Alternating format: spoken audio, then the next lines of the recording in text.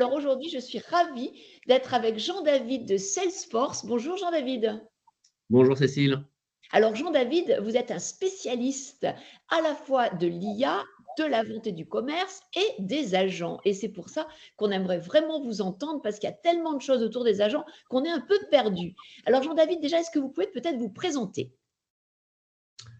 Oui, donc aujourd'hui, je suis responsable des produits chez Salesforce. Donc, les produits chez Salesforce, on est numéro un du CRM, mais nos principaux produits sont sur la partie front office CRM, les ventes, le service, le marketing, le commerce, l'analytique, mais aussi la partie productivité avec Slack par exemple. Super. Alors, la stratégie aujourd'hui de Salesforce, on l'a vu dans les médias, c'est quand même impressionnant. C'est une stratégie qui semble focuser sur les agents. Est-ce que vous pouvez peut-être nous l'expliquer? Tout à fait.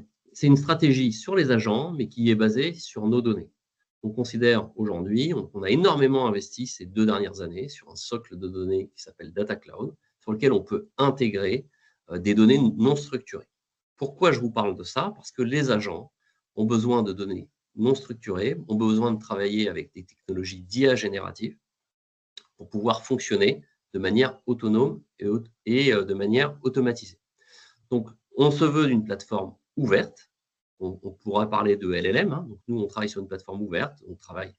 On a travaillé au départ avec OpenAI, puis avec Gemini. On a nous-mêmes investi dans Mistral.ai, où on peut travailler avec les LLM de nos clients. Et donc, nos agents, ils se veulent au service de nos applications, c'est-à-dire les ventes, les services, le marketing, le commerce, sur une plateforme très ouverte pour automatiser et rendre de manière beaucoup plus productive les agences avec nos plateformes. Alors concrètement, est-ce que vous pouvez juste nous donner la définition d'un agent par rapport, par exemple, à une FAQ et un chatbot? Alors, un agent, aujourd'hui, chez Salesforce, il contient 5 dimensions. La première dimension, c'est son rôle. Qu'est-ce que l'agent doit faire? Par exemple, répondre à une question, prendre une réservation, prendre un rendez-vous. Le deuxième attribut, ce sont les données sur lesquelles il a accès, les données qu'il va produire. Et là, on est très important parce qu'évidemment, les bases de données, les bases de données de connaissances, aujourd'hui, chez la plupart de nos clients, elles sont chez Salesforce. Le troisième attribut, ce sont les actions.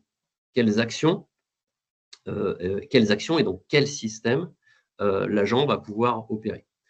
Le quatrième attribut sont les garde-fous. On le voit bien avec les IA génératives, il y a un certain nombre de choses qu'on ne peut pas dire, on ne peut pas faire. Et puis le cinquième attribut, ce sont les canaux sur lesquels l'agent va pouvoir échanger. Ça peut être du SMS, ça peut être du WhatsApp, ça peut être de la voix, ça peut être de l'email. Voilà. Donc un agent chez Salesforce, on va travailler sur ces 5 attributs en termes de définition. Et aujourd'hui, les agents que l'on déploie le plus, ils sont au niveau des centres d'appel et des call centers. On a travaillé énormément sur la productivité et l'efficience de réponse à des questions et de monter à ce qu'on a pu appeler à des chatbots, à des agents autonomes. Qu'est-ce que vont faire ces agents? De manière automatisée et autonome, ils vont pouvoir répondre à des questions, prendre des rendez-vous si on doit faire un changement ou faire une intervention, commander directement une pièce de rechange, donc travailler sur une pièce de rechange si vous avez une machine à laver qu'il faut réparer ou s'il faut faire venir un expert pour une réparation sur une chaudière, travailler, prendre directement le rendez-vous pour la remplacer, typiquement, et gérer une livraison, faire une modification. Donc, beaucoup de ces cas dits simples peuvent être aujourd'hui gérés par des agents dans des centres d'appel, dans le cadre de services clients de nos gros clients. Alors par exemple, si on transpose ces actions dans le domaine RH, est-ce que vous avez déjà des idées? Est-ce que vous avez déjà essayé d'amorcer des agents RH? Comment ça se passe? Alors tout à fait. Alors deux exemples. Un exemple très concret, aujourd'hui, on a un client en France avec qui on communique qui est Adecco. Donc la vision d'Adecco, c'est on a un vrai sujet de recrutement et de matching entre des offres dans le cadre du monde de l'intérim et puis toute la demande aujourd'hui. Et donc typiquement, les agents, dans ce monde du recrutement, va pouvoir analyser et générer les offres, faire la même chose au niveau des candidatures et des CV et faire ce travail de matching, le premier entretien, et travailler dans le monde plus large. Ce qui est fait dans le core business du métier d'Adecco peut être fait de manière beaucoup plus large dans le globalement sur un process complet de recrutement, y compris dans une première partie des rendez-vous. Le deuxième cas d'usage qu'on voit dans la partie RH, c'est tout ce qu'on peut appeler l'onboarding, et donc l'accompagnement par un agent d'une ressource qui va rejoindre une entreprise.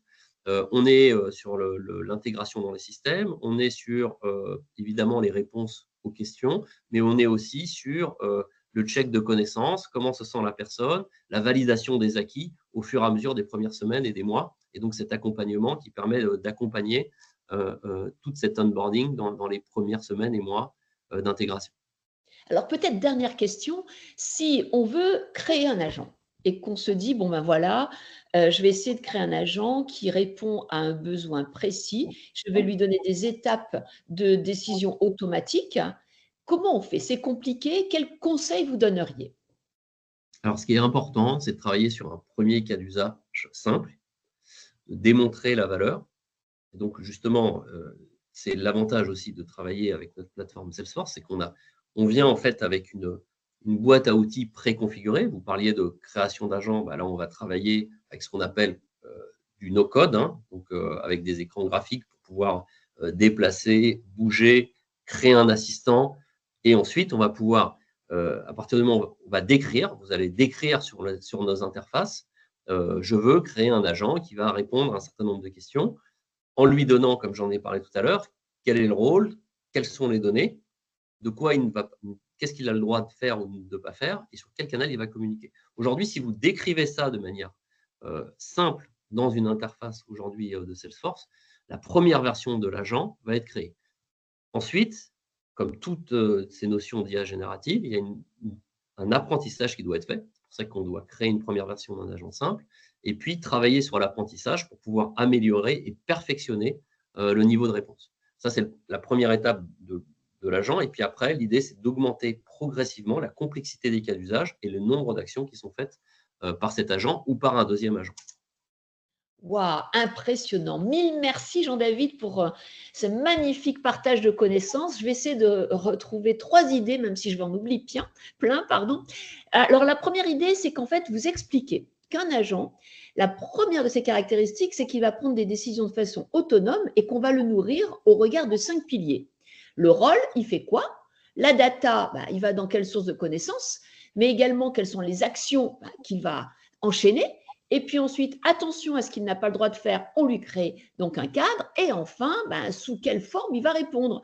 Un petit SMS, un petit mail ou autre. Donc ça, c'est vraiment votre méthodologie qui est claire, qui est en même temps extrêmement accessible à la compréhension et qui permet ben, d'avoir un agent autonome, contrairement à un chatbot qui n'est que dans du pick and choose où on va lui poser une question, il va prendre une réponse et il vous la donne, même si c'est de façon conversationnelle.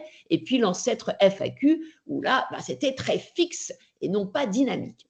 Deuxième idée, c'est qu'en fait, vous expliquez qu'en fait, vous êtes quand même leader dans les agents de service, les agents commerciaux pour du B2B, et qu'en fait, vous commencez eh bien, à créer des agents dans le domaine RH.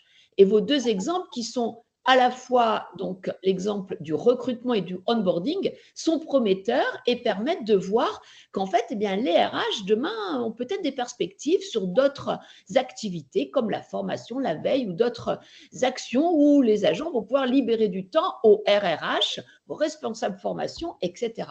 Et la troisième idée, très intéressante, c'est qu'en fait, c'est pas si facile que ça de faire des agents. C'est pour ça qu'il y a des entreprises, bien sûr, qui dégrossissent avec du no-code et qui accompagnent avec des POC. Parce que même si on arrive en quelques minutes à faire quelque chose qui peut avoir un effet waouh, dès qu'on veut monter à l'échelle, c'est quand même un autre sujet. Et là, il va falloir entraîner l'agent et il va falloir surtout faire en sorte qu'il n'hallucine pas trop. Parce qu'en fait, c'est dans la fiabilité que se trouve l'acceptation. Vous nous avez passionnés, on veut en savoir plus. On attend avec grand plaisir des vidéos de démonstration et en tout cas, on reste en contact. Merci Jean-David. Merci Cécile.